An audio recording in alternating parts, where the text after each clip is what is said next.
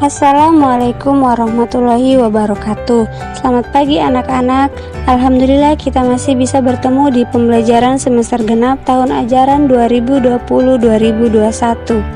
Bagaimana kabar anak-anak? Ibu berharap selalu sehat ya, selalu menjaga kesehatan di masa pandemi COVID-19 ini dengan menerapkan protokol kesehatan antara lain selalu mencuci tangan, menggunakan sabun atau memakai hand sanitizer, menjaga jarak dan memakai masker. Oke baik anak-anak, sebelum kita melanjutkan pembelajaran kita hari ini, Ibu ingatkan kembali selalu perhatikan pengisian daftar absen pada link pembelajaran yang tersedia, karena itu salah satu yang mempengaruhi keikutsertaan kalian dalam pembelajaran hari ini. Baik anak-anak, mari kita awali pembelajaran kita hari ini dengan berdoa terlebih dahulu.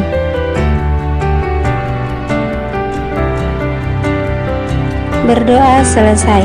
Anak-anak, mari kita awali kembali dengan menyimak salam PPK nasional. Selamat pagi. Pagi, pagi, pagi. Selamat pagi. Pagi, pagi, pagi. Tepuk PPK. Religius, nasionalis, mandiri, gotong royong, integritas. Silahkan anak-anak menyaksikan tayangan materi ini dan pahamilah.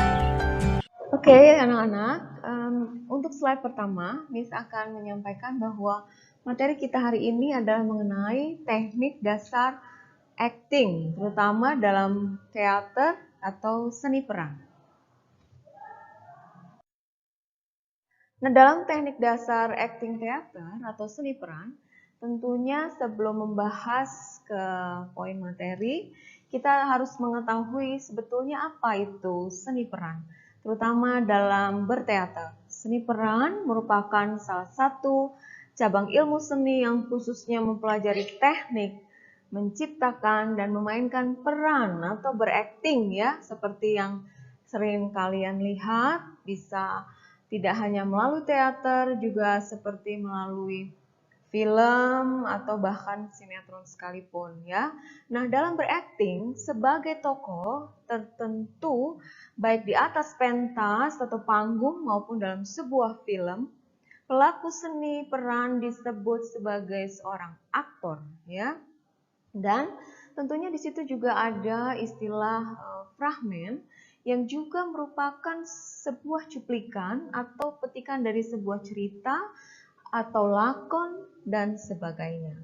Nah, selain itu juga ada pengertian unsur-unsur yang terdapat dalam seni peran, ya, seperti olah tubuh, olah suara, dan olah rasa. Nah, Miss akan menjelaskan mengenai teknik olah tubuh. Teknik olah tubuh merupakan elemen dasar terutama dalam bermain peran atau khususnya dalam teater. Nah, pemain teater membutuhkan olah tubuh untuk menjaga stamina pemain di dalam memerankan suatu lakon sehingga sebuah pentas seni teater dapat berlangsung lama dan secara langsung tidak seperti pada seni film yang mungkin ada jeda ya, ada istirahat kemudian dapat dilanjutkan kembali. Nah, sehingga ketahanan fisik seorang tubuh pemain terutama dalam seni teater harus benar-benar dalam kondisi yang prima atau baik. Sehingga latihan-latihan olah tubuh sangat harus dilakukan oleh para pemain teater.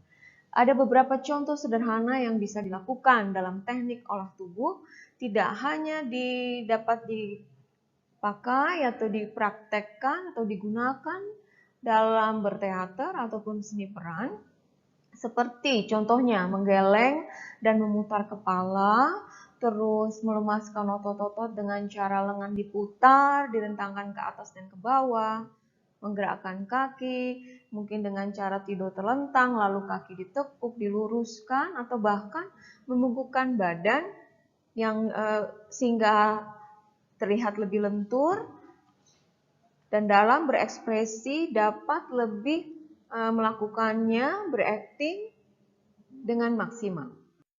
Nah, selanjutnya di sini ada teknik olah suara.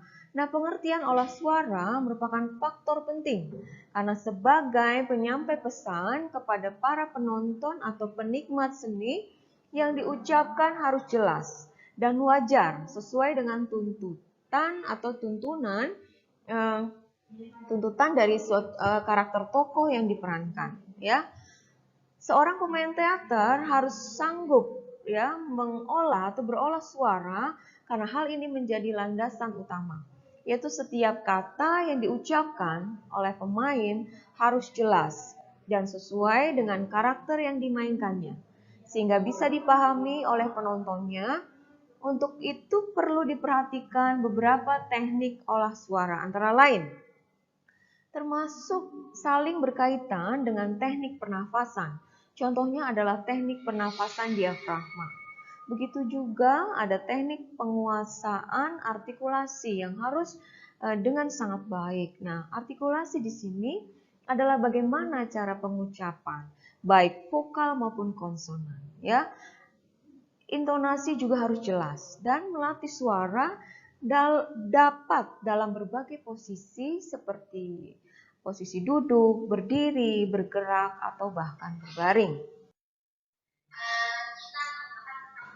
Selanjutnya, misalkan melanjutkan dengan teknik olah rasa.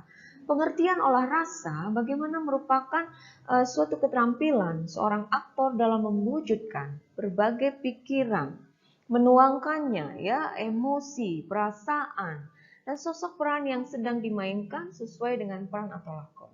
Teknik ini diperlukan pemain untuk membantu dalam penjiwaan suatu lakon atau peran. Nah, latihan-latihan teknik olah rasa apa saja yang sebaiknya atau bisa dilakukan? Nah, teknik olah rasa itu tentunya berasal dari jiwa si pemain. Teknik ini adalah pemusatan pikiran ya dengan perasaan, emosi jiwa seperti rasa senang, sedih, kagum, percaya diri, bahagia, sakit hati, dan malu. Ada juga teknik olah rasa itu bagaimana mengingat karakter tokoh. Teknik olah rasa bisa berasal dari panca indera. Teknik ini adalah pemusatan pikiran dengan mengingat kembali tentang segala sesuatu yang berhubungan dengan panca indera. Contohnya, bagaimana mengekspresikan pada saat memerankan atau merasakan suatu makanan yang pedas, asin, atau dingin, atau bahkan pada saat merasa sangat gembira dengan ekspresi wajah atau mulut yang dibuka lebar, tertawa bahagia, sangat bahagia.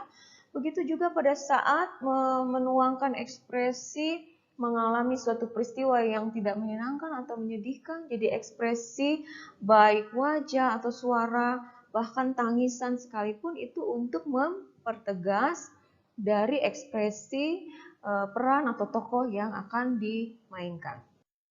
Nah, dari beberapa macam teknik, apakah itu olah rasa, hal-hal yang harus dilakukan oleh seorang pemain antara lain adalah tentunya harus mampu berkonsentrasi dengan baik, harus fokus pada satu hal, mempunyai daya imajinasi yang sangat tinggi, mampu melakukan observasi pada lingkungan, juga harus mampu menghayati setiap peran yang akan dimainkan atau diperankan.